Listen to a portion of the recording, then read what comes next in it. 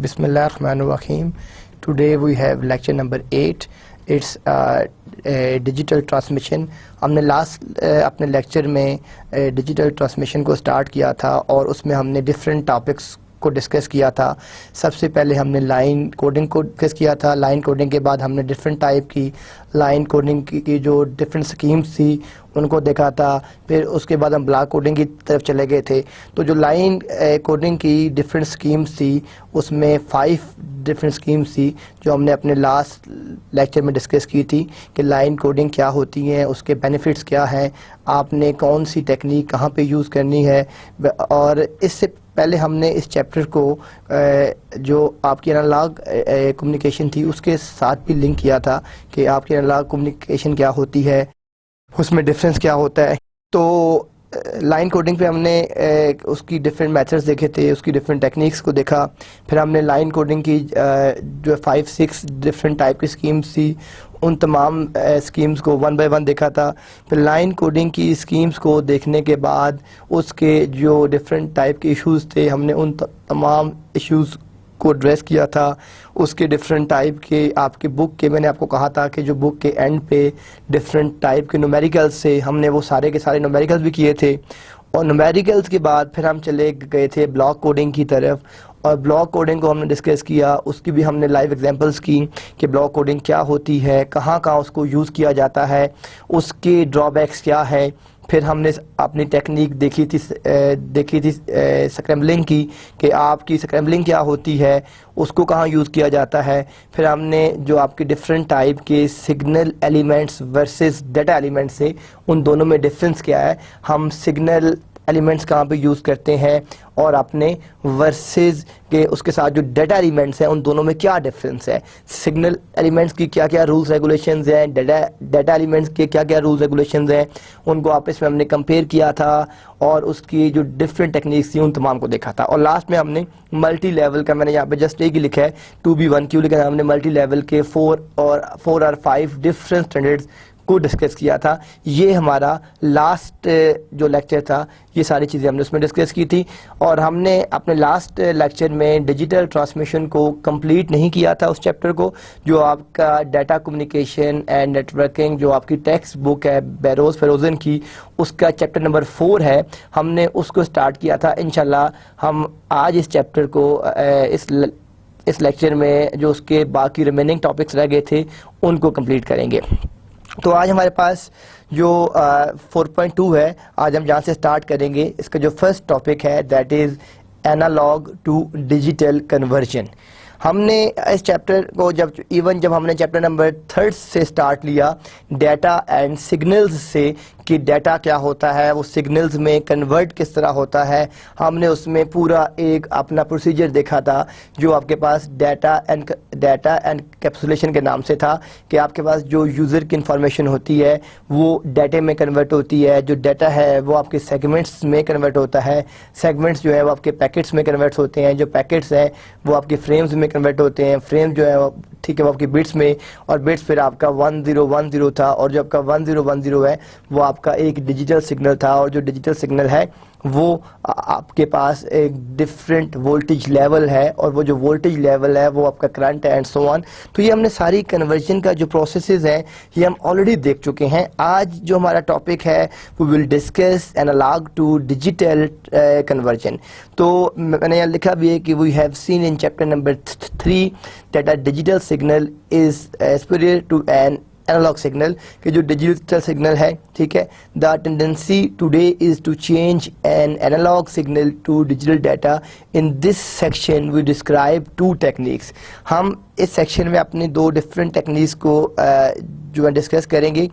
जो first technique है वो आपके पास पल्स कोड मॉड्यूलेशन है और जो दूसरी है वो आपके पास डेल्टा मॉड्यूलेशन है. हम देखेंगे कि जो आपके पास पल्स कोड मॉड्यूलेशन है वो कहाँ पे यूज़ होती है, उसके क्या क्या ड्रॉबैक्स हैं, उसके क्या क्या एडवांटेजेस हैं, और जो डेल्टा मॉड्यूलेशन है इन दोनों में क्या डिफरेंस. थोड़ा सा हमने लास्ट टाइम भी देखा था पल्स कोड मॉड्यूलेशन में, लेकिन आज हम इसको इन डिटेल देखेंगे कि पल्स कोडिंग क्या होती है, उसकी क्या क्या पैरामीटर्स होते हैं, पल्स कोडिंग किस तरीके से जनरेट की जाती है वो भी हम देखते हैं.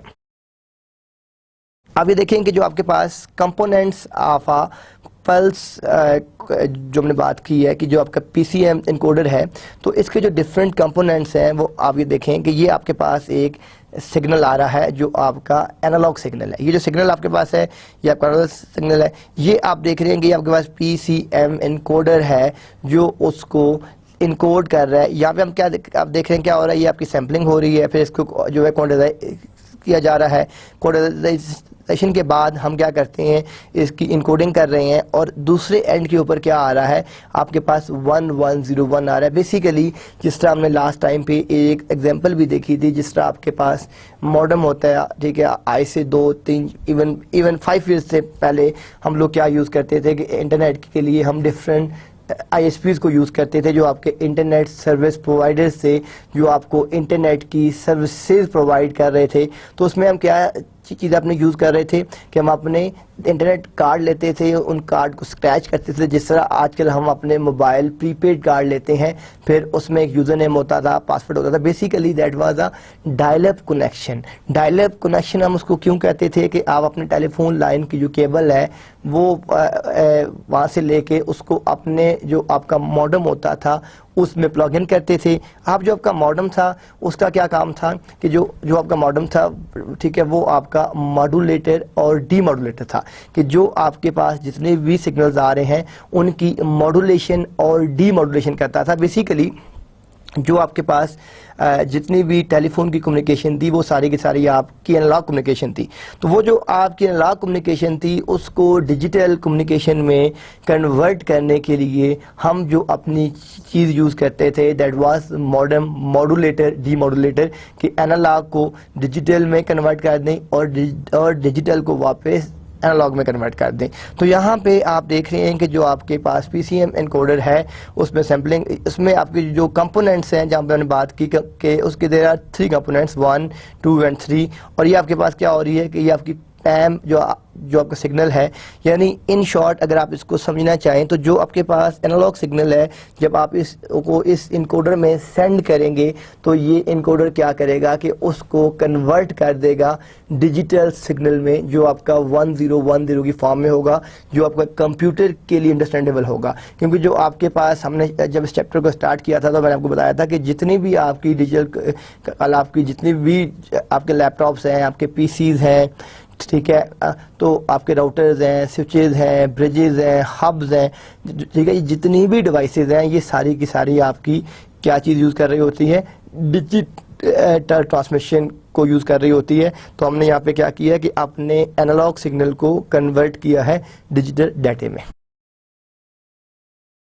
तो आप ये देखें कि यहाँ पे हमारे पास 3 डिफरेंट यहाँ पे हम अपने मेथड देखेंगे कि जो आपके सैम्पलिंग मेथड्स हैं, ठीक है। फर्स्ट जो आपका आइडियल है ये आपका नेचुरल है, और ये आपका जो मेथड है ये आपका फ्लैट टॉप मेथड है, सैम्पलिंग मेथड है। इन तीनों में आप देखेंगे जो आपके पास आइडियल सैम्पलिंग हो रही है कि आप इसमें देख रहे हैं कि ये आपके पास टाइम TS है, ये एक साइड पे आपका एम्पलीट्यूड है, ठीक है, जो आपकी अब इसके अंदर एम्पलीट्यूड क्या होगा आपका, ये होगा, हमने क्या कहा था कि जो आपका पीक जो आपकी वैल्यू होती है उसको हम क्या कहते हैं, वो आपका एम्पलीट्यूड होता है, ठीक है। तो यहाँ पे आप देख रहे हैं कि ये जो आपका सिग्नल सेंड हो रहा है विद रिस्पेक्ट टू टाइम, यानी जो ये जो आपका ग्राफ है ये आपका विद रिस्पेक्ट टू टाइम है। तो यहाँ पे ये आपकी आइडियल सैम्पलिंग है, जिसको हम आइडियल कह सकते हैं कम्युनिकेशन के लिए। ये आपकी क्या है, ये आपकी नेचुरल सैम्पलिंग है। और ये क्या है कि ये हम इसमें क्या कर रहे हैं, हम इसको कहने फ्लैट टॉप सैम्पलिंग। हम अभी इसको नेक्स्ट स्लाइड में देखेंगे कि आइडियल सैम्पलिंग आपको कहाँ चाहिए होती है, नेचुरल सैम्पलिंग में क्या डिफरेंस होता है, और फ्लैट टॉप सैम्पलिंग में इन तीनों को हम किस तरीके से यूटिलाइज करते हैं, और कम्युनिकेशन के पॉइंट ऑफ व्यू से इन तीनों मेथड्स में क्या डिफरेंस है, कौन सी टेक्निक कहाँ पे यूज होती है, कैसे यूज होती है, वो हम देखते हैं। यहाँ पे हमने लास्ट टाइम अपना शनन थ्योरम भी देखा था और अपना न्यूक्विस्ट थ्योरम भी देखा था। तो जो आपका न्यूक्विस्ट थ्योरम है उसके मुताबिक क्या है कि according to the Nyquist theorem the sampling rate must be at least 2 times the highest frequency contained in the signal.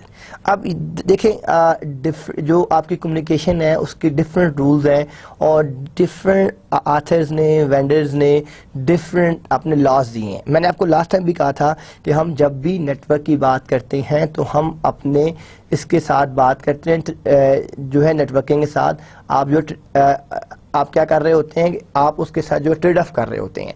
अब वो जो ट्रेड ऑफ होता है वो डिफरेंट टाइप का होता है। जिस तरह आप एक सेल फोन लेते हैं, अब अगर आपका बजट 20,000 है और तो उसमें आप क्या करेंगे कि जो आपको टेलीफोन पसंद है सेल फोन, ठीक है, फॉर एग्जांपल वो 35,000 का आ रहा है, तो आप जो ट्रेड ऑफ कर रहे हैं कास्ट के साथ और कुछ फंक्शनैलिटी के साथ। माइट भी जो 35,000 का आपका सेल फोन था उसमें जो आपका कैमरा था वो 10 मेगापिक्स का था, ठीक है, उसका प्रोसेसर बेहतर था, उसकी टच स्क्रीन बेहतर थी, लेकिन अब आपने सेक्रीफाइस की करना है बिकॉज कि आपको जो बजट है दैट इज 20,000, ठीक है। वैसे ही हम जब नेटवर्क को डिज़ाइन करते हैं तो मैंने आपको एक पूरी एग्जांपल दी थी कि अब आप चाहते हैं कि पाकिस्तान में एटीएम का आप एक नेटवर्क डिज़ाइन करना चाहते हैं। आप उसमें क्या करते हैं कि आप ठीक है, आपको जितने भी राउटर्स चाहिए, जितने भी स्विचेस चाहिए, आपने एटीएम के सारे राउटर बाय कर लिए, फिर एटीएम के आपने स्विचेस बाय कर लिए, फिर आपने नेटवर्क का लॉजिकल लेआउट डिज़ाइन कर लिया, फिर आपने फिजिकल डिवाइसेस लगा दी, फिर आपका जो स्टाफ था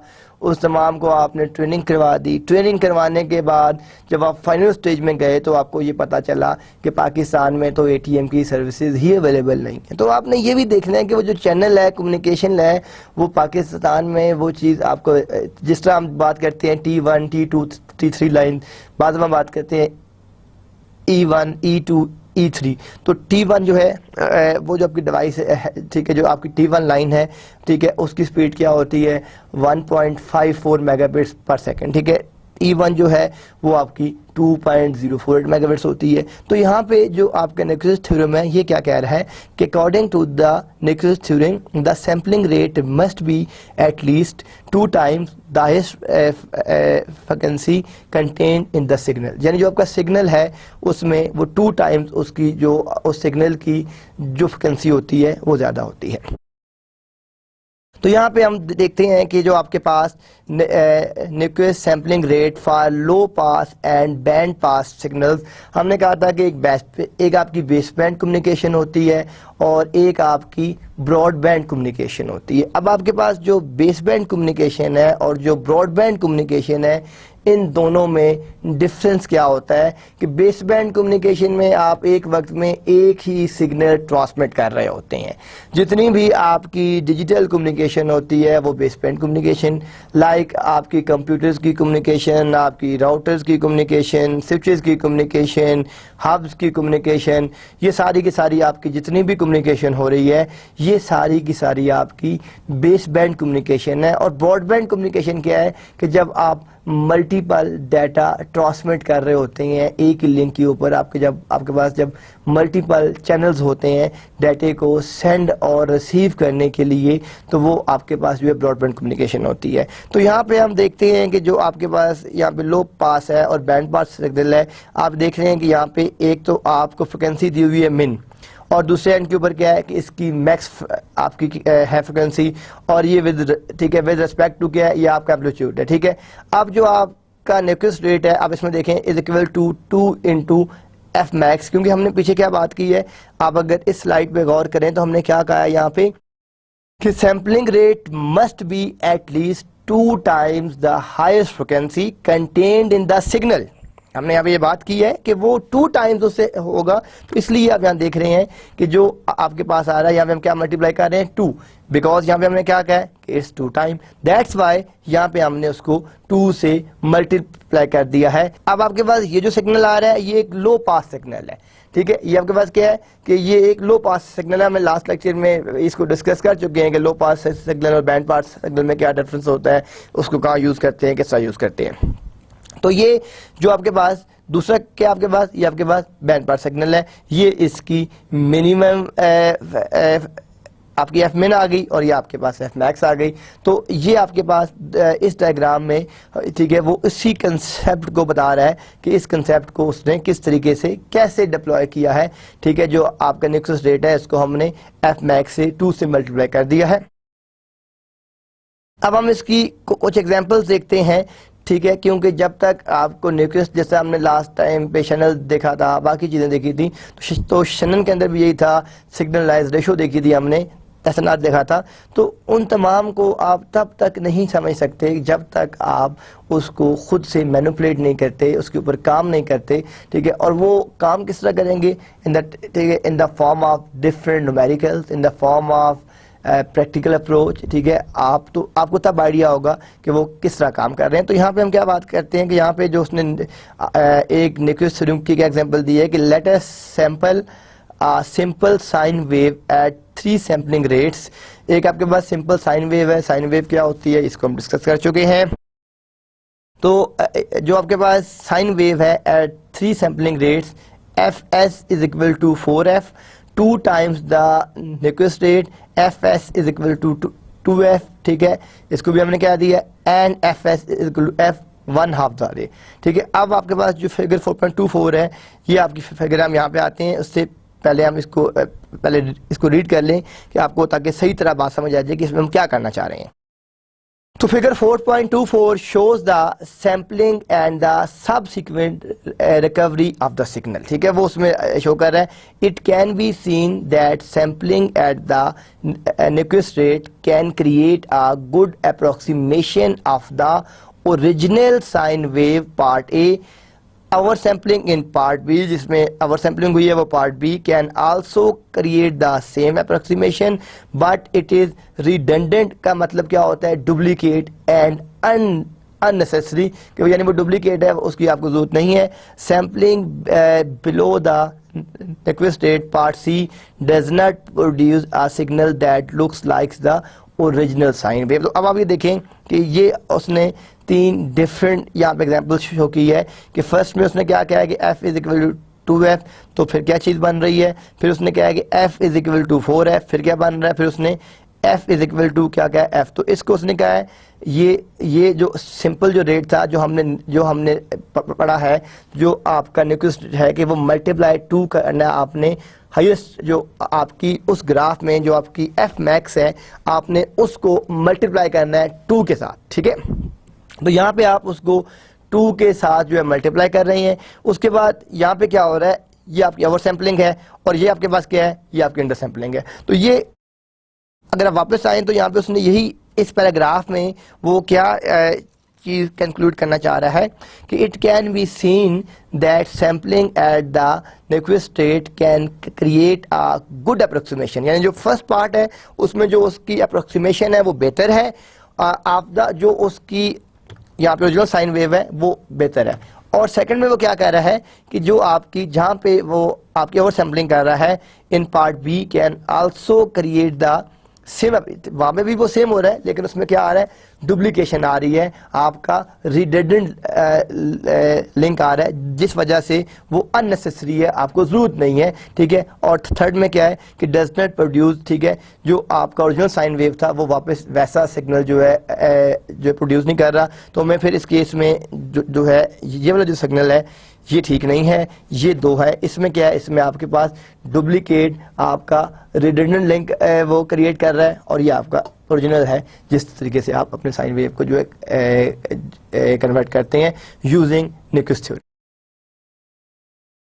नेक्स्ट जो हमारे पास इसमें एग्जांपल है, ठीक है, ये थोड़ी सी, क्योंकि ये जो डिजिटल ट्रांसमिशन वाला जो चैप्टर है ये थोड़ा सा ड्राई चैप्टर है, बिकॉज इसके अंदर जो कंसेप्ट्स हैं वो जब तक आप खुद उसके बैठ के एक्सरसाइज नहीं करेंगे, ठीक है, आप न्यूमेरिकल्स नहीं करेंगे, साइन वेव को ड्रॉ नहीं करेंगे, फ्रिक्वेंसी कैसे कैलकुलेट करते हैं, क्योंकि अब हम जो पिछली चीज़ें पढ़ते आ रहे हैं कि बैंडविड्थ क्या थी, बैंडविड्थ, ठीक है, बिट रेट क्या था, बॉड रेट क्या था, आपकी फ्रिक्वेंसी क्या थी, उसको किस तरीके से कैलकुलेट करना है, ठीक है, उसके ड्रॉबैक्स दिया, तो तब तक आप इन चीज़ों को सही तरीके से समझ नहीं सकेंगे। इसलिए मैंने लास्ट लेक्चर में भी आपको एडवाइस की थी कि ये जो डिजिटल ट्रांसमिशन है और जो डाटा एंड सिग्नल्स का चैप्टर है ये आपस में लिंक है। अब हम जो उसके बाद वाला लेक्चर है वो आपके एनालॉग कम्युनिकेशन है, तो वो उसके बाद डिपेंडेंट है। तो ये तीनों चीज़ें जो तीनों चैप्टर्स हैं ये आपस में लिंक्ड है। जब तक आपको डाटा एंड सिग्नल्स का नहीं पता चलेगा आपको डिजिटल ट्रांसमिशन नहीं आएगी, डिजिटल ट्रांसमिशन का आइडिया नहीं होगा तो आपको जो नेक्स्ट चैप्टर जो आप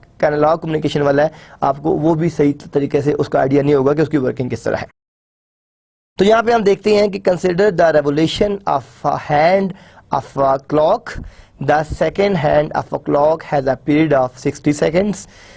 According to the Nyquist theorem, we need to sample the hand every 30 seconds. Ts is equal to T, R F S is equal to F. ये exactly वो ये क्या कहा था हमने यहाँ पे? अगर आप वापस जाएं तो अगर आप इसमें देखें तो क्या कहा था? At least 2 times the highest frequency. At least 2 times कि जो आपके पास यहाँ पे highest frequency है, आप उसको जब 2 से मल्टीप्लाई करेंगे तो आपके पास वो चीज़ आएगी। तो यहाँ पे आप T R F is equal to 2f आ गया इन फिगर 4.25। ये आपके पास 4.25 हम इसको देखते हैं। पहले हम इसको रीड कर लें कि इसके अंदर आपका प्रॉब्लम क्या है, हम करना क्या चाह रहे हैं। जब तक आपको प्रॉब्लम स्टेटमेंट ही समझ नहीं आएगी तब तक आपको समझ नहीं आएगा कि हम क्या कर रहे हैं। In figure 4.25 A the sample points in order are 12, 6, 12, 6, 12 and 6। ये आपके डिफरेंट डेटा सेट्स आ गए।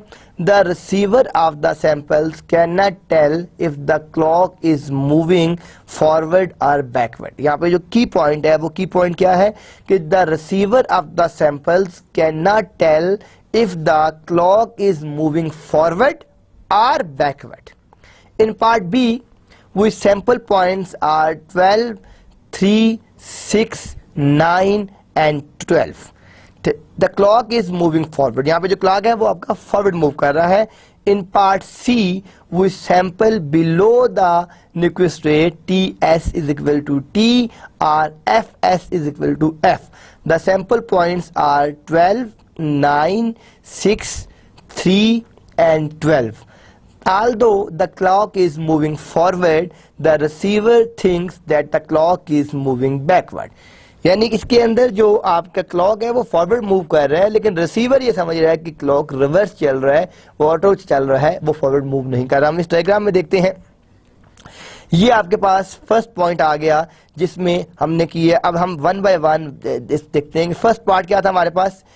इन figure 4.25a the sample points in order are 12, 6, 12, 6, 6, 12 and 6। ये आपके पास हम देखते हैं, या ये आपके डिफरेंट आप देख रहे हैं कि यहाँ पे आपके पास जो डिफरेंट आपके सैंपल पॉइंट्स से, इसमें क्या आता है आपके पास? 12, 6, 12, 6, 12।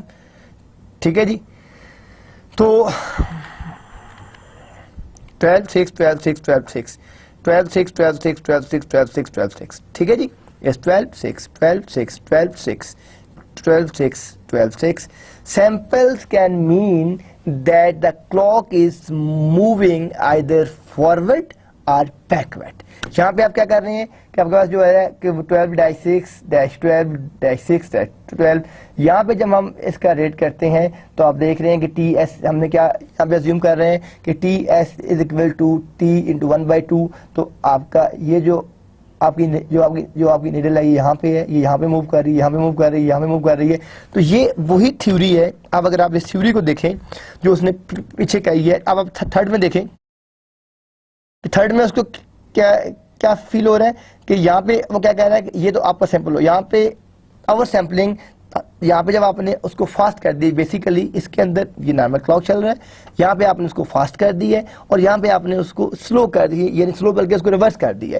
तो देखें अब जब आपने न्यूक्विस्ट थ्योरम अगर आप थोड़ी सी भी उसकी वजह गलत उसको अप्लाई करते हैं या मैथमेटिकल उसको गलत कंप्यूट करते हैं तो जो सारे का सारा आपका सिनेरियो है वो चेंज हो जाएगा। तो यहाँ पे आपके पास आप देखें कि हमारे पास 3 केसेस से मैं फिर आपको इस चीज़ को रिपीट करता हूँ ताकि आपका ये कंसेप्ट आपको सही तरह समझ आ जाए कि इसमें क्या हो रहा है।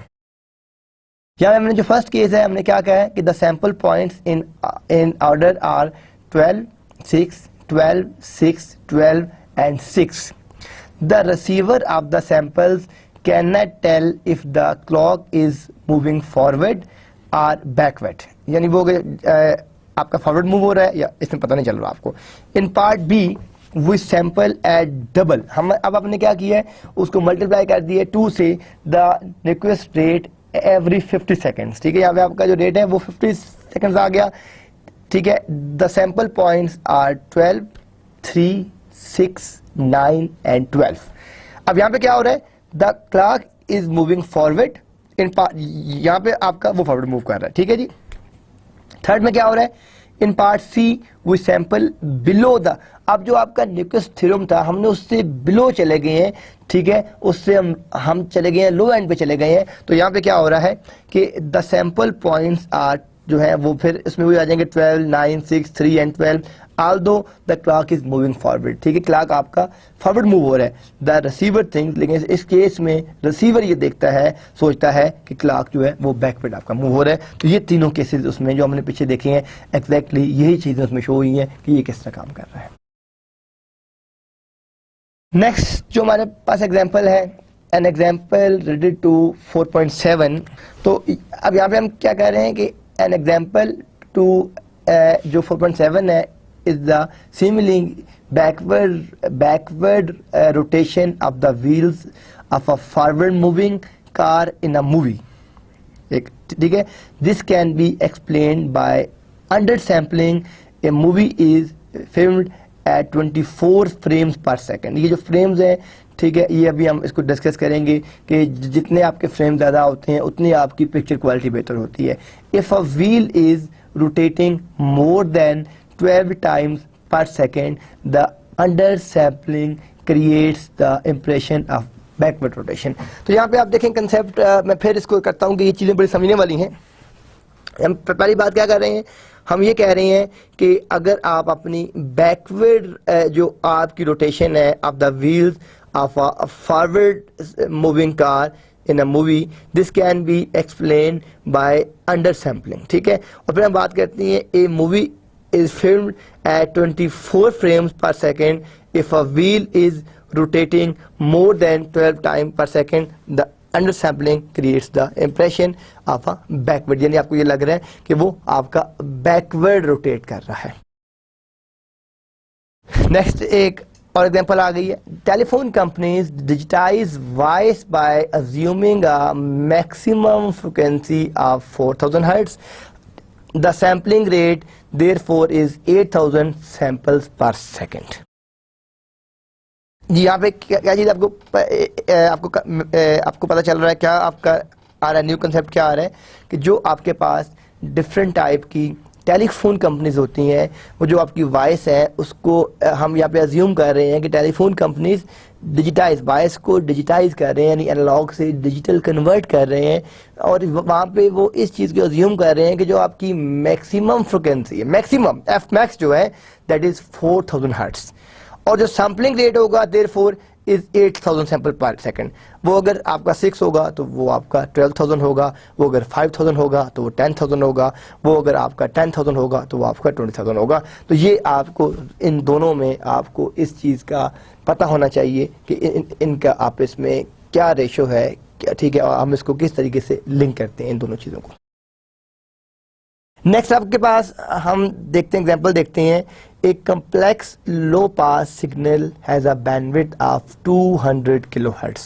अब हमारे पास ये जो लो पास सिग्नल, अगर आप बिल्कुल स्टार्ट में आ जाएं तो आप देखें हमने इस स्लाइड में क्या पढ़ा था कि एक हमारे पास सिग्नल होता है, यहाँ पे लो पास सिग्नल होता है, और दूसरा क्या होता है आपके पास बैंड पास सिग्नल होता है। तो लो पास और बैंड पास सिग्नल के अंदर क्या डिफरेंस होता है, तो यहाँ पे जो आपके पास जो एग्जांपल है वो यही है कि ए complex low pass signal has a bandwidth of 200 kilohertz, what is the minimum sampling rate for this signal. अब यहाँ पे आपसे क्या चीज़ पूछी गई है, मिनिमम सैम्पलिंग रेट पूछा गया है, और ये आपको क्या डाटा यहाँ पे गिवन है, आपको ये गिवन है कि जो आपके पास एक आपका सिग्नल है वो आपका लो पास है, उसकी बैंडविड्थ आपको पता है, बैंडविड्थ यानी BW is equal to 200 kilohertz. तो पूछा क्या गया है कि उसका जो मिनिमम सैम्पलिंग रेट होगा उस सिग्नल का वो क्या होगा। तो यहाँ पे हम इस चीज़ को अज्यूम कर रहे हैं कि the bandwidth of a low pass signal is between 0 and f, या तो 0 हो सकता है या जो f है, where f is the maximum. हमने f को किस चीज़ से डिनोट किया हुआ है, वो हमने डिनोट किया हुआ है कि आपके सिग्नल की क्या फ्रिक्वेंसी है, हम यहाँ कहते हैं कि वेयर एफ, यहाँ पे हम यहाँ पे अज्यूम करते हैं कि एफ आपकी मैक्सिमम जो है फ्रिक्वेंसी है इन द सिग्नल, यानी उस सिग्नल में जो एफ है वो आपका एफ मैक्स है। Therefore, we can sample this signal at 2 times the highest frequency 200 kilohertz. जब हम इसको सैंपल करते हैं तो जो आपकी हाईएस्ट फ्रिक्वेंसी बनती है वो 200 किलोहर्ट्ज पे जाती है। The sampling rate is therefore 4 lakh samples per second और 400,000 samples per second। तो जो यहाँ पे आपसे क्या चीज़ पूछी गई थी कि आपसे what is the minimum sampling rate पूछा गया था। तो यहाँ पे हमने इसको क्या इसका आंसर फाइंड किया है। The sampling rate is therefore 400,000 samples. तो वो आपके पास जो डाटा है वो क्या आएगा 400,000 अगर आपके पास सैंपल्स हों तो आप ये अपना टास्क जो है परफॉर्म कर सकते हैं। तो अब इसमें तो इस तरह के जो आपके न्यूमेरिकल्स हैं आपकी बुक के एंड पे दिए हुए हैं, आपकी बुक के अंदर सॉल्व कि मैं तो कोशिश करता हूँ 3, 4, 5 जो एग्जांपल्स हैं यहाँ पे ले आऊँ ताकि आप लोगों को आइडिया हो। लेकिन जब तक आप बुक के एंड क्वेश्चंस नहीं करेंगे चैप्टर के, उसके बाकी न्यूमेरिकल्स नहीं करेंगे, आपको देखें हम हर एक टॉपिक का जो आपके मिलते जुलते टॉपिक होते हैं हर एक की मेरी कोशिश होती है कि हम उसमें से एक दो न्यूमेरिकल्स कर लें ताकि जितने भी टॉपिक्स के आपके जितने भी न्यूमेरिकल्स हैं वो सारे के सारे हम उसमें कवर कर लें, ठीक है। लेकिन जब तक आप इन तमाम न्यूमेरिकल्स को खुद नहीं करेंगे डेप्थ, तब तक आपके जो कंसेप्ट्स हैं जो आपके, ठीक है, आपका जो विजन है वो क्लियर नहीं होगा। नेक्स्ट एक और क्वेश्चन है आपके पास।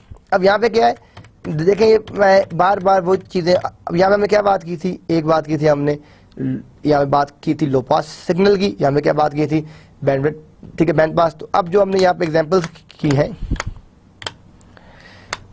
पहले एग्जांपल क्या की थी हमने कम्प्लेक्स लो पास सिग्नल की, अब दूसरी हम क्या कर रहे हैं बैंडविड्थ पास, ठीक है। आपके पास दो तरह के थे, एक आपके पास था इसके अंदर लो पास और दूसरा आपके पास क्या बैंड पास। तो यहाँ पे आपको क्या चीज गिवन है, एक complex band pass signal has a bandwidth of 200 kilohertz, what is the minimum sampling rate for this signal. यानी आपके पास जो जो आपके पास यहाँ पे जो बैंड पास का एक जो सिग्नल है उसकी बैंडविड्थ क्या है 200 किलोहर्ट्ज। आपसे क्या पूछा गया है, यहाँ पे भी आपसे मिनिमम। देखें दोनों क्वेश्चंस वही हैं, लास्ट क्वेश्चन में भी आपके पास बैंडविड्थ गिवन थी और आपसे मिनिमम सैम्पलिंग रेट पूछा गया था। यानी जो लास्ट क्वेश्चन था उसमें भी आपके पास आपको बैंडविड्थ गिवन थी और आपसे मिनिमम सैम्पलिंग जो है रेट पूछा गया था कि वो क्या है। और इस एग्जांपल में भी आपके पास बैंडविड्थ गिवन है, ठीक है, लेकिन ये जो सिग्नल है ये बैंड पास सिग्नल है और यहाँ भी आपसे क्या चीज़ पूछी गई है, यहाँ भी आपके पास मिनिमम सैम्पलिंग रेट ही पूछा गया है। तो यहाँ पे हम इसका आंसर देखें, we can not find the minimum sampling rate in this case because we do not know where the bandwidth starts or ends, we do not know the maximum frequency in the signal। अब यहाँ पे क्या था कि यहाँ पे हमने क्या किया था कि the bandwidth of a low pass signal आप अगर देखें तो आपको मालूम था, आप ये देख रहे हैं कि एफ मिन और यहाँ पे एफ मैक्स है। अब यहाँ पे क्या प्रॉब्लम आ रहा है, ये देखें ये बड़ा की पॉइंट है, ये आपको पता होना चाहिए। अब इस केस में हमने क्या कहा था कि जो आपकी जो लो पास होती है वो 0 to f होती है और f आपकी मैक्सिमम होती है फ्रिक्वेंसी, तो हमने उसको मल्टीप्लाई करके 400,000 सैंपल्स फाइंड कर लिए। लेकिन आप यहाँ पे देख रहे हैं, यहाँ पे हम इसका आंसर क्या आ रहा है कि we can not find the minimum sampling rate, why, because we do not know where the bandwidth starts और एंड। बैंडविड्थ का स्टार्टिंग पॉइंट क्या है, बैंडविड्थ का आपका एंडिंग पॉइंट क्या है, आपको जब तक ये बात पता ही नहीं है तो we do not know the maximum frequency in the signal.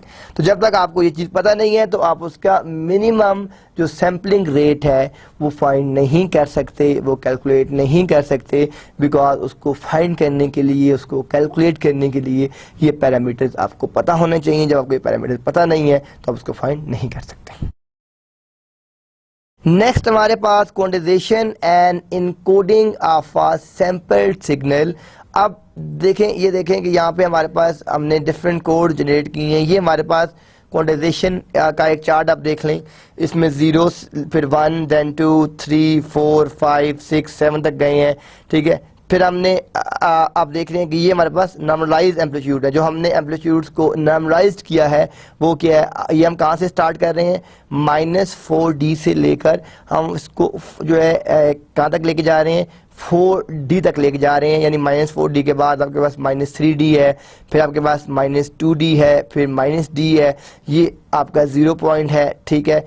और ये आपके पास यहाँ पे d है, then 2d, then 3d, then 4d, ठीक है।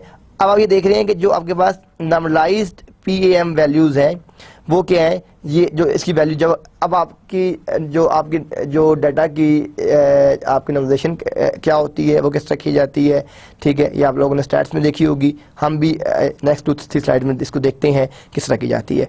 अब आप ये देखें कि ये वैल्यू क्या आ रही है, -1.22, 1.50, 3.24, 3.94, 2.20, -1.10, -2.26, -1.88, -1.20।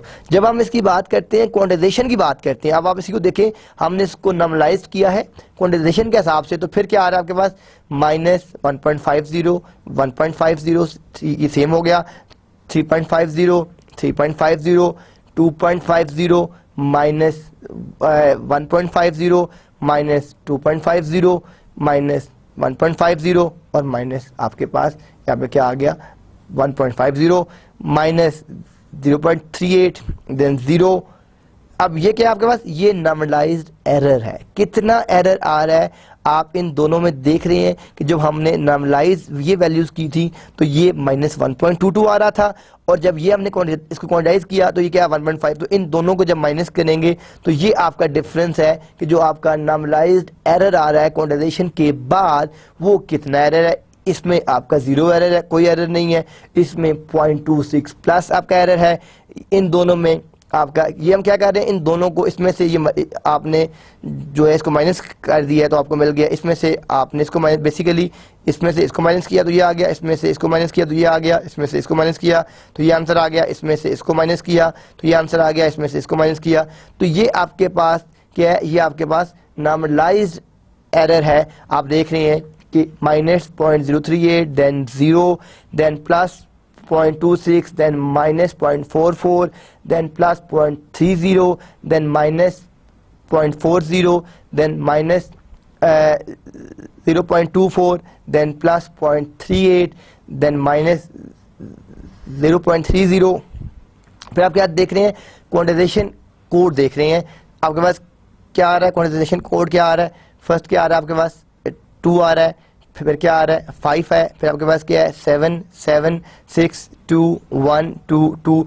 ये आपके पास इन कोडेड वर्ड्स हैं। जब हम करते हैं तो क्या आ रहा है यहाँ पे आपके पास, ये आ रहा है 010, then 101, then 111, then 111, then 110, then 010, then 001, then 010 और देन 010। तो ये जो आपके पास क्वांटाइजेशन होती है, ठीक है, जो आप जब आप उसको नॉर्मलाइज करते हैं तो जो आपके एरर्स आते हैं वो हम यहाँ से फाइंड कर सकते हैं, कैलकुलेट कर सकते हैं कि आपका डाटा रेट्स के अंदर कितना एरर आ रहा है आफ्टर क्वांटाइजेशन। नेक्स्ट हमारे पास एक क्वेश्चन है, हमने signal noise ratio SNR dB decibel, जो हमने लास्ट चैप्टर 3 में भी इसके काफ़ी न्यूमेरिकल्स किए थे, हम एक दोनों अभी यहाँ देखते हैं। What is the SNR dB in the example of figure 4.26। अब जो फिगर 4.26 है, ये आपके पास फिगर 4.26 है। अभी इसी फिगर के ऊपर उसने क्या चीज यहाँ पे हमसे पूछ रही है कि what is the signal noise ratio in the example of figure 4.26, कि इसके अंदर जो आपके पास है वो सिग्नल नॉइज रेशियो क्या है। तो अब इसको किस तरह कैलकुलेट करेंगे, we can use the formula to find the quantization. We have 8 levels and 3 bits per sample, so is equal to 6.02 multiplied by 3 plus 1.76। तो आपके पास ये क्या आ गया 19.82। ये आपने इस डायग्राम में से फाइंड करना है कि ये जो हमने वैल्यूज चूज की हैं, ये वैल्यूज हमने कैसे चूज की हैं, ये हमने इस डायग्राम को यूज़ करते हुए यहाँ पे ये अपनी डिफरेंट वैल्यूज़ चूज़ की हैं और इसके थ्रू हमने इसको फाइंड किया है।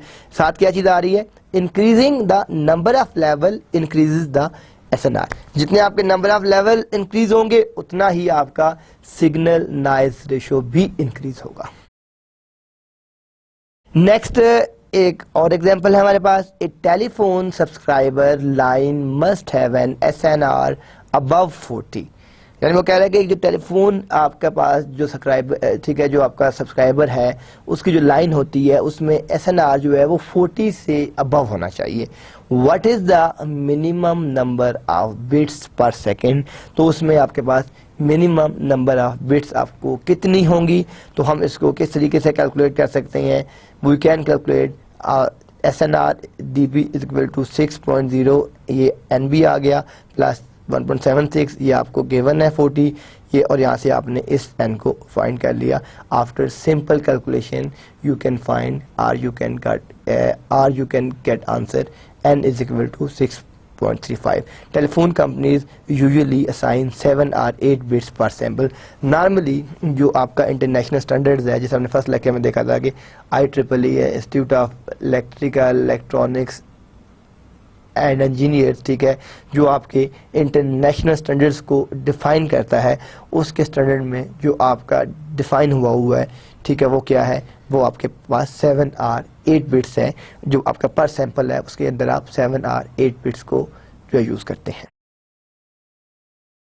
नेक्स्ट हमारे पास एक और एग्जांपल हम देखते हैं कि we want to digitize the human voice. हम जो बात कर रहे हैं हम, ठीक है, वो भी आपकी एनालॉग ही है, हम उसको डिजिटाइज करना चाहते हैं, उसको कन्वर्ट करना चाहते हैं, ठीक है, एनालॉग से हम उसको डिजिटल कन्वर्ट करना चाहते हैं। तो डिजिटाइजेशन के लिए what is the bit rate assuming 8 bits per sample. देखिए हमने यहाँ पे 7 or 8 की बात की थी। अगर तो आपके पेपर में क्वेश्चन में आपको ये वहाँ पे दिया हुआ कि आपने 7 बिट यूज़ करनी है या आपने 8 बिट यूज़ करनी है, तो फिर तो आपने वही यूज़ करनी है। लेकिन अगर आपको क्वेश्चन के अंदर ये चीज़ गिवन नहीं है कि आपने 7 बिट यूज़ करना है या 8 बिट यूज़ करना है, तो आप कोई वैल्यू भी वहाँ पे खुद से अज्यूम कर सकते हैं, 7 भी अज्यूम कर सकते हैं और 8 भी अज्यूम कर सकते हैं। तो यहाँ पे हमने जो क्या बात कर रहे हैं कि हमने यहाँ ये बात बता दी। तो नेक्स्ट जो आपके पास sorry yes this one, we want to digitize the human voice, what is the bit rate assuming. अब मैं यहाँ 7 बिट्स भी कर सकता था, 7 करता तो इसका आंसर कुछ और होता, 8 करूँगा। तो अब ये भी देखना है आंसर शुड बी सेम और डिफरेंट, ठीक है। जब हम ये कह रहे हैं कि यहाँ पे 7 or 8 है, तो यहाँ पे हमने इस चीज़ को भी देखना है कि जो आपका आंसर कैलकुलेट होगा वो सेम होगा या डिफरेंट कैलकुलेट होगा। तो यहाँ पे हम क्या बात करते हैं, the human voice normally contain frequencies from 0 to 4000 hertz. Normally जो ह्यूमन वॉइस है वो जो नॉर्मली अपनी फ्रिक्वेंसीज को यूज़ करता है वो 0 to 4000 हर्ट्ज को यूज़ करता है। So the sampling rate and bit rate are calculated as follows. Sampling rate हमने 4000 मल्टीप्लाई 2 8000 सैंपल्स पर सेकंड आ गया। बिट रेट हमने यहाँ पे 8 ली थी, अगर 7 लिया होता तो यहाँ पे हम 7 से मल्टीप्लाई करते। तो ये इस 8000 को हमने यहाँ रखा, बिट रेट को मल्टीप्लाई बाई 8 किया तो 64000 बिट्स पर सेकंड आ गया। इसको डिवाइड बाई 1000 किया तो ये आपके पास 64 किलो बिट्स पर सेकंड आ गया, क्योंकि यहाँ पे जब आप 1000 से इसको डिवाइड करेंगे तो ये आपके पास क्या बच जाएगा, बाकी 64 ये बिट्स पर सेकंड है, ये आपके पास किलो बिट्स पर सेकंड आपको मिल जाएगा। ठीक है जी, यहाँ तक हमने कुछ इसकी एग्जांपल्स देख ली, ठीक है। एक हमने ह्यूमन वॉइस की एग्जांपल देखी, एक हमने टेलीफोन जो सब्सक्राइबर लाइन की एग्जांपल देखी, एक हमने SNR की एग्जांपल देखी, ठीक है। इसके बाद हम आ जाते हैं कंपोनेंट्स ऑफ PCM डिकोडर, कि जो आपका डिकोडर है उसके कितने कंपोनेंट्स हैं, ठीक है। अब ये देखें कि ये आपके पास एक डिजिटल डाटा है, ये जो डिजिटल डाटा है ये 1 1 एंड सो ऑन एक स्ट्रिंग है, ये आप सेंड करते हैं मेक एंड कनेक्ट सैंपल्स, ठीक है, वो इसको बनाता है और सैंपल को कनेक्ट करता है, और ये आपका कहाँ पहुंच रहा है, ये आपका एक लो पास फिल्टर में जा रहा है और लो पास फिल्टर उसको एनालॉग सिग्नल में कन्वर्ट कर रहा है।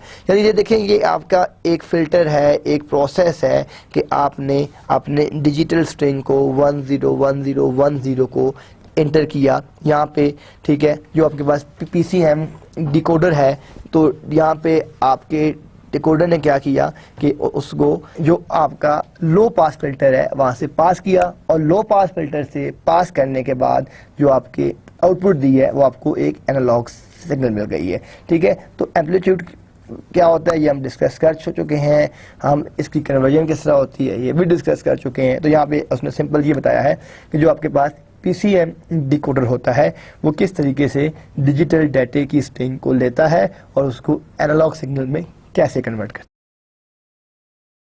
है। यहाँ पे हम उस एग्जांपल देखते हैं कि we have a low pass analog signal of 4 kilohertz, कि हमारे पास एक लो पास सिग्नल है जो 4 किलोहर्ट्ज का है। If we send the analog signal we need a channel with the minimum bandwidth of 4 kilohertz.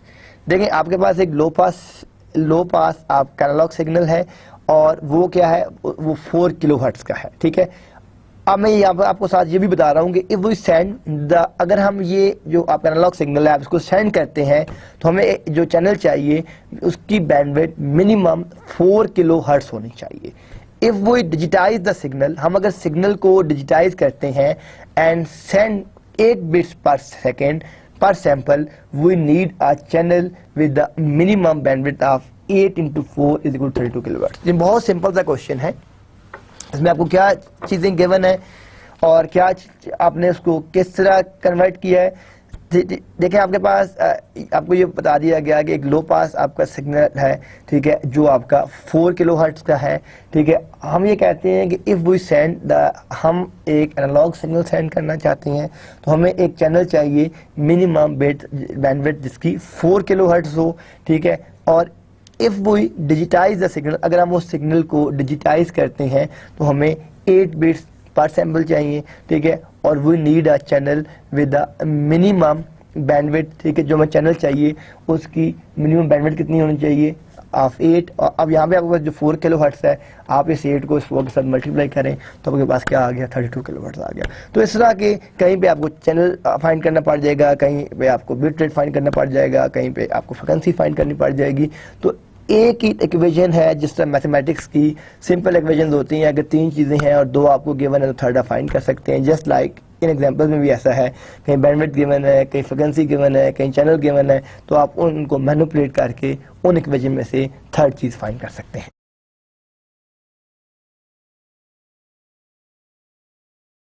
Ji next आपके पास जो है the process of delta modulation. हम पहले बात कर रहे थे PCM मॉड्यूलेशन की बात कर रहे थे, अब हम बात करते हैं कि जो आपकी डेल्टा मॉड्यूलेशन है। आप ये देखेंगे ये एम्पलीट्यूड आ रहा है, ये आपके पास एक कर्व है, एक एनालॉग सिग्नल है जो विद रिस्पेक्ट टू टाइम हो रही है, यानी आप ये देख रहे हैं विद रिस्पेक्ट टू टाइम।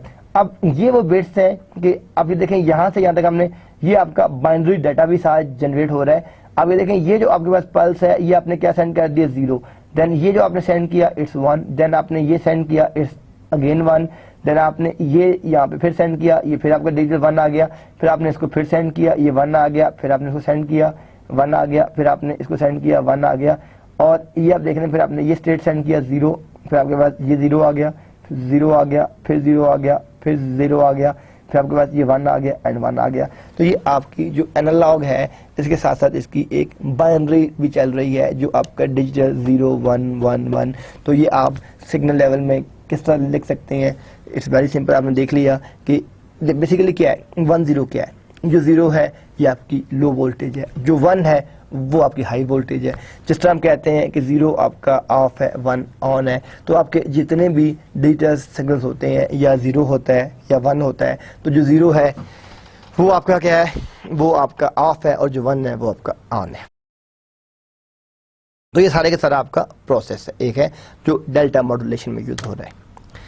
जी इसके बाद आपके पास डेल्टा मॉड्यूलेशन कंपोनेंट्स। अगर हम पीछे 1-2 स्लाइड जाएं तो आप ये देखें कि यहाँ पे हमने बात की थी कि कंपोनेंट्स ऑफ PCM डिकोडर। जो आपके पास PCM डिकोडर है वो क्या कर रहा है कि यहाँ पे यानी आप एक स्ट्रिंग दे रहे हैं तो उसको वो एनालॉग में कन्वर्ट कर रहा है। कंपोनेंट्स क्या है, यानी उस पर आप लो पास फिल्टर यूज कर रहे थे उसको कन्वर्ट कर रहे थे। अब यहाँ पे क्या हो रहा है कि ये आपके पास डेल्टा मॉड्यूलेशन कंपोनेंट्स हैं, ठीक है। ये वाला जो था ये आपके पास PCM डिकोडर है और ये आपके पास क्या है ये आपके पास डेल्टा मॉड्यूलेशन कंपोनेंट्स है। यहाँ पे आपके पास अगेन ये एक एनालॉग सिग्नल है, ठीक है, और ये आपके पास कंपेरेटर है। इसके अब डीएम मॉड्यूलेटर के जो 3 पार्ट्स हैं, ठीक है। फर्स्ट पार्ट क्या है, वो आपका एक जो है वो आपका कंपेरेटर है, दूसरा आपका डिले यूनिट है, तीसरा आपके पास स्टेयर केस मेकर है जो उसको डिजिटल स्ट्रिंग में कन्वर्ट कर रहा है, ठीक है। वो आप किस तरीके से कर रहे हैं आप ये देखेंगे, जब आपने यहाँ से सिग्नल सेंड किया तो जो आपके पास कंपेरेटर है, ठीक है, ये इसने फॉरवर्ड किया और आप ये देख रहे हैं कि यहाँ पे ये जो सिग्नल है ये कहाँ जा रहा है, ये डिले यूनिट में जा रहा है और ये आपका स्टेयर केस में जा रहा है और ये आपके पास वापस इधर आ रहा है। तो ये जो 3 कंपोनेंट्स हैं ये आपको पता होना चाहिए कि जो आपके पास डीएम मॉड्यूलेटर है वो किन किन पैरामीटर के ऊपर काम कर रहा होता है, ठीक है। आपका कंपेरेटर क्या करता है, आपका डिले यूनिट क्या कर रहा है और आपका स्टेयर केस जो मेकर है वो क्या कर रहा है, एनालॉग से डिजिटल क्या, यानी आपने यहाँ पे पुट कर दिया। ये इसके अंदर बेसिकली आपने शायद नाम सुना हो, एक टेस्टिंग होती है, एक वाइट बॉक्स टेस्टिंग होती है सॉफ्टवेयर के अंदर और एक आपकी जो है ब्लैक बॉक्स टेस्टिंग होती है, ठीक है। वाइट बॉक्स टेस्टिंग क्या होती है कि आपको हर चीज़ पता चल रही होती है कि ये स्टेप क्या है, ये स्टेप क्या है, ये स्टेप क्या है, जिसे आप कैलकुलेट कर रहे हैं। ब्लैक बॉक्स टेस्टिंग क्या है कि जिस तरह आपने एक चीज इनपुट की, दूसरे एंड पे उसका रिजल्ट तो आ गया लेकिन आपको ये नहीं पता कि जो उसके अंदर प्रोसेसिंग हुई है वो क्या है, उसके अंदर आपके कितने स्टेप्स थे, कितने स्टेप्स को आपने यूज किया, कितने स्टेप्स आपके इन्वॉल्व हुए हैं, वो जो आपका सारे का सारा जितना भी प्रोसेस है वो आपको नहीं पता होता। आप इनपुट करते हैं और दूसरे एंड पे आपको सिंपल उसके ऊपर मिल जाती है। अच्छा, अब आपके पास आप देख रहे हैं कि अब ये इसमें आप देखिएगा कि फर्स्ट हमने क्या किया है कि एनालॉग से डिजिटल कन्वर्ट किया है। सेकंड हैंड पे हम क्या कर रहे हैं कि जो डिजिटल है उससे हम वापस एनालॉग कन्वर्ट करते हैं।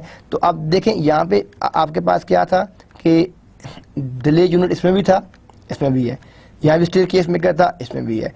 यहाँ पे आपके पास जो कंपेरेटर है ये नहीं है। जब एनालॉग से डिजिटल कर रहे हैं तो आपके पास कंपेरेटर नहीं है, यहाँ पे लो पास फिल्टर है। यानी डिफरेंस क्या आ गया दोनों में कि ये जो आपके पास कंपेरेटर है ये उसमें नहीं है, यहाँ पे कि आपके पास लो पास फिल्टर है। तो जब आपने अपना डिजिटल डाटा सेंड किया है तो ये वापस उसको एनालॉग में कन्वर्ट कर देगा।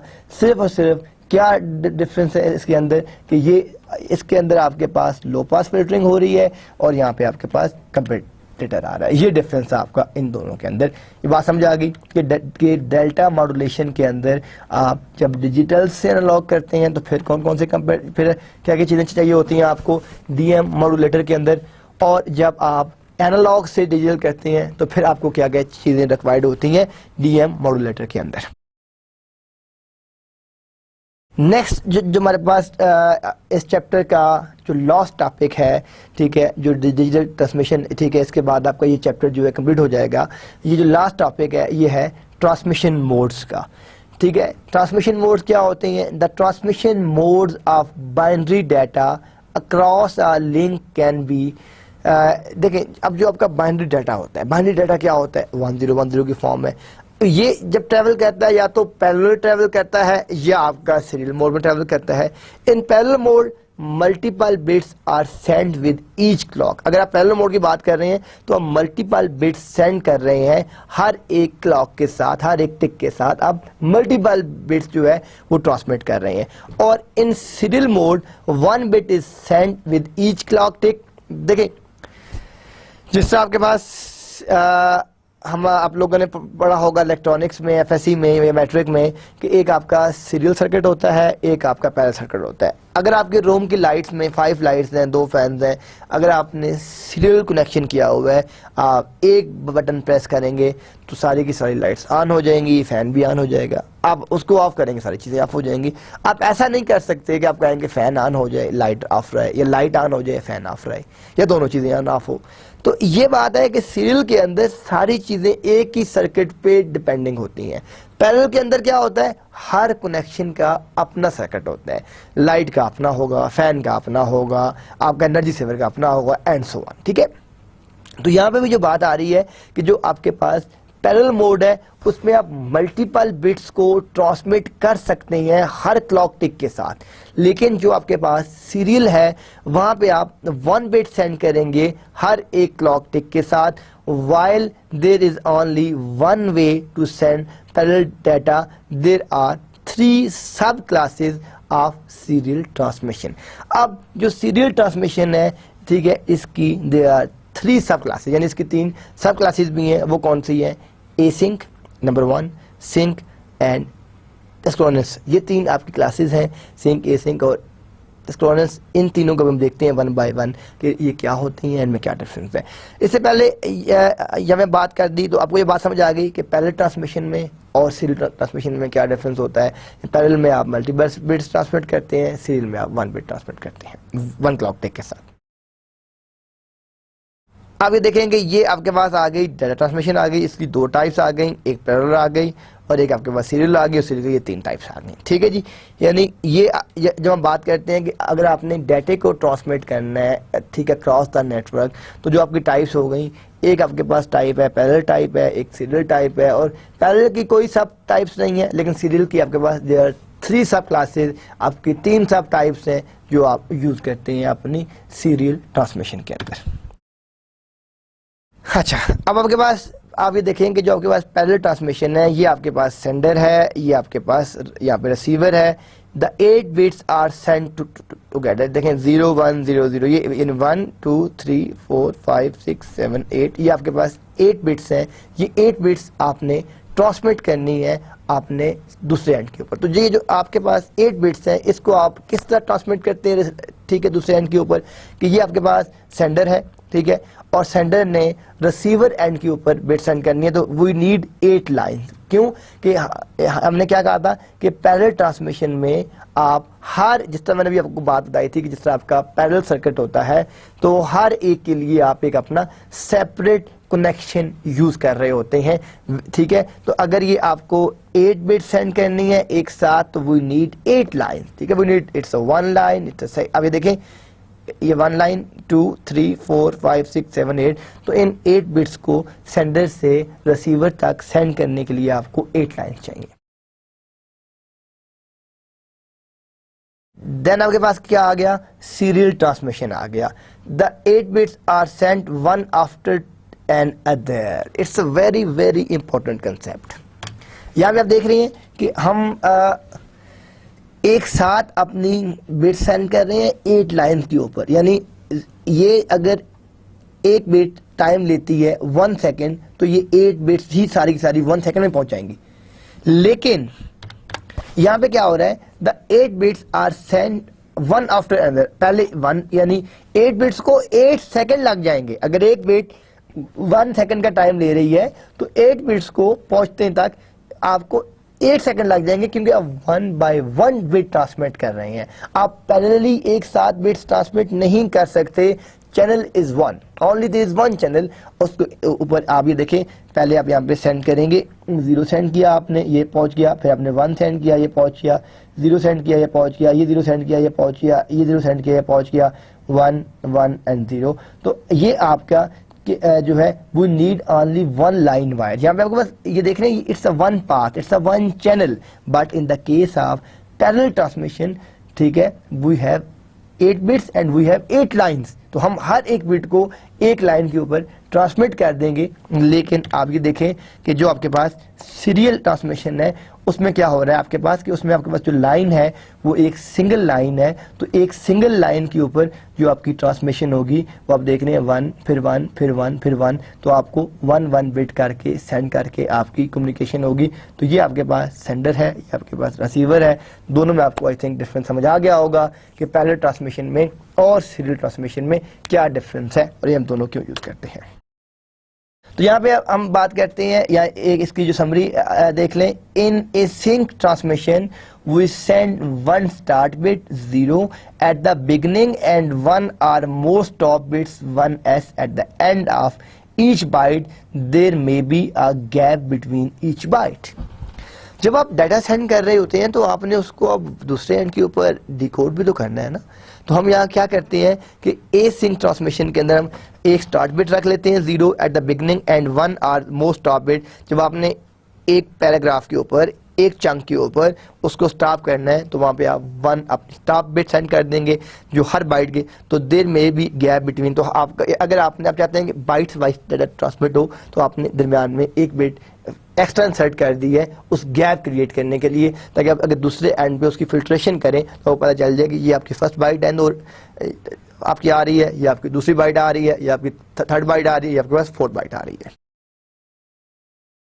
Then async means at the byte level but the bits are still sync, their duration are the same। ये की पॉइंट क्या है कि async at the byte level but the bits are still sync, bits आपकी फिर भी sync होंगी, their duration are the same, जो आपकी duration है वो सारी की सारी आपकी जो है सेम होगी। तो ये आपको बात समझ आ गई कि यहाँ पे जो आपकी जितनी भी सिंक्रोनस एसिंक्रोनस बाइट लेवल है वो उसकी जो बिट्स हैं वो आपकी सारी की सारी सिंक होंगी और उनका ड्यूरेशन टाइम भी आपका जो है सेम होगा।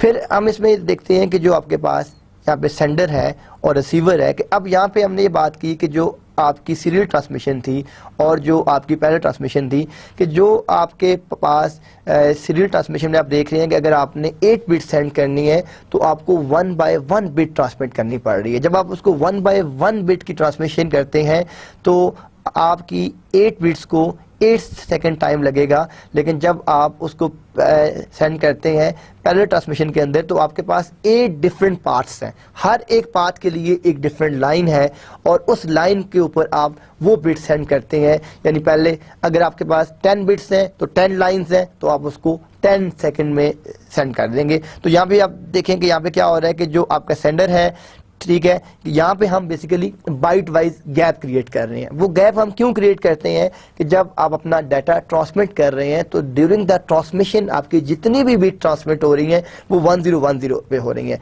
तो रिसीविंग एंड के ऊपर आपने उसको डिस्टिंग्विश भी करना है कि आपने कितने बाइट सेंड किए हैं। तो हम हर एक बाइट के बाद एक एक्स्ट्रा बिट सेंड कर रहे हैं जो 1 है या 0 है, जहां से आपका रिसीवर जो है डिस्टिंग्विश करेगा कि यहाँ पे आपके पास पैकेट, जो आपका फर्स्ट पैकेट है वो पहुंच गया है, फिर आपके पास यहाँ पे फिर आपके पास जो है वो आपका दूसरा पैकेट आ गया, फिर थर्ड पैकेट आ गया, फिर जो फोर्थ पैकेट आ गया। तो यहाँ पे आप देख रहे हैं कि आपने जितना भी डाटा ट्रांसमिट किया है हर एक के साथ आप एक अपनी स्टार्ट बिट यूज कर रहे हैं, जहां से आपके रिसीवर को पता चल जाएगा कि नेक्स्ट जो उसका डाटा पैकेट है वो उसने कहां से स्टार्ट करना है और जो उसका और उस पैकेट को उसने कहां पे जो है जो आपने पैकेट सेंड किया है उस पैकेट को उसने फिनिश कहाँ पे करना है। तो यहाँ पे आप देखें कि जो आपके पास डायरेक्शन ऑफ फ्लो है कि इसमें स्टार्ट बिट आ गई, फिर आपके पास ये डाटा आ गया और फिर इसमें ये आपके पास बिट आ गई, 0 बिट आ गई। तो फर्स्ट आपने यहाँ पे बिट सेंड कर दिए 1 के बाद जो आपने अपना डाटा ट्रांसमिट करना है जितना भी करना है 1 2 3 4 5 6 7 8 बिट्स आपने सेंड किया और फिर आपने स्टार्ट बिट सेंड कर दी, फिर आपने स्टार्ट बिट सेंड कर दी। तो इसका बेनिफिट क्या होगा कि जो आपका रिसीवर है जब आपने पैकेट्स को डिस्टिंग्विश करवाना है तो वो आप उसको कर सकते हैं। तो यहाँ पे इसकी समरी में हम देखते हैं कि जो आपकी सिंक ट्रांसमिशन है we send bits one after another without start और स्टॉप बिट्स और gaps. It is the responsibility of the receiver to group the bits. तो यानी आपके पास जितनी भी बिट्स हैं जो आपका रिसीवर है ये उसकी रिस्पॉन्सिबिलिटी है कि उसने उन बिट्स को किस तरह कैप्चर करना है और रिसीविंग एंड के ऊपर कैसे सेंड करना है। जी, इस चैप्टर की जो लास्ट स्लाइड है हम इसमें आप ये देखें कि जो आपकी ट्रांसमिशन हो रही है, जितनी भी जब आपका डाटा आपने ट्रांसमिट कर दिया सेंडर और रिसीवर एंड के ऊपर, अब आपने उस डाटे को सिंक भी करना है ताकि जो डाटा आपकी सेंडिंग मशीन पे है एग्जैक्टली वही डाटा आपका रिसीविंग मशीन पे भी पहुंच जाए। तो सेंडिंग मशीन के ऊपर आप देखिए हम यहाँ पे क्या सेंड करते हैं। अगर फॉर एग्जाम्पल हम यहाँ पे सेंड करते हैं यहाँ पे 1 1 देन 0 देन 1 1 1, फिर आपके पास क्या आ जाएगा, एक कंप्लीट फ्रेम आ गया। उस फ्रेम को आपने यहाँ सेंड किया और अब सेंडर और रिसीवर दोनों उस डाटे को मैच करेंगे, जहाँ पे उनकी बिट्स मैच हो जाएंगी तो उस डाटे को वो कैप्चर कर लेंगे। लेकिन अगर ड्यूरिंग द ट्रांसमिशन अगर आपकी बिट मैच नहीं होती तो वो आपका जो टीसीपी लेयर है उस पैकेट को रीट्रांसमिट करेगा और फिर रिसीवर उसको रिसीव करेगा। तो ये हमारे पास चैप्टर नंबर 4 था डिजिटल ट्रांसमिशन का, जो हमने कंप्लीट किया है। इंशाल्लाह नेक्स्ट लेक्चर में हम आपकी बुक का 5th चैप्टर है, हम उसको स्टार्ट करेंगे। तब तक अल्लाह हाफिज़।